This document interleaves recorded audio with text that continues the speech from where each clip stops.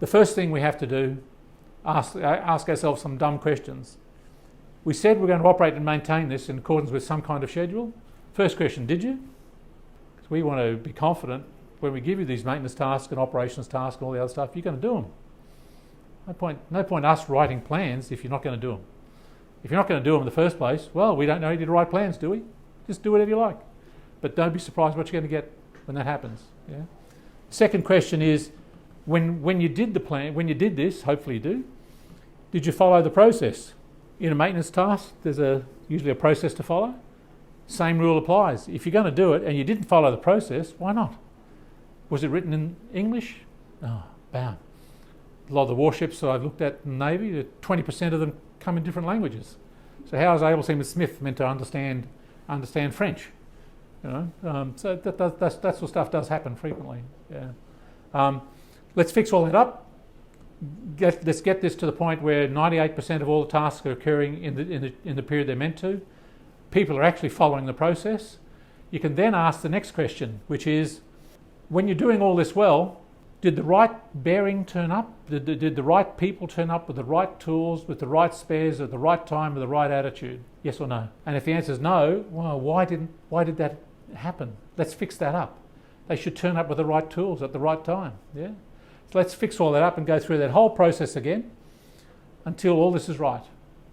Yeah. You can then ask yourself the really important question, which is, I'm now operating and maintaining it. The guys are following all the instructions. All the support stuff is actually work. We're doing it correctly. Is the chair actually working? That's the important question. Is the chair actually working as we thought it was going to? Is it too costly for us? We were expecting this to cost $3.50. It's now costing $28. It's broken 5 times. Why is that? We didn't expect that. But we're doing all of this stuff properly, but the machine's not delivering what we thought it was going to deliver, one way or another. Yeah? But we now confidently say that because we're doing all this stuff, and we know why we're doing all this stuff based on all that analysis. It could be that we got the wrong specification.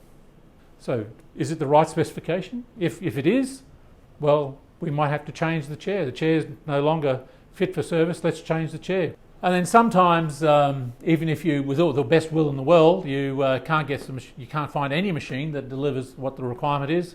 So you go back to the owners and say, can you change the requirement, please? You asked us for 200 miles an hour. We cannot find a car that does 200 miles an hour. I'm sorry, we just cannot. But we found one that does 198. Can you change the specification to 198, please?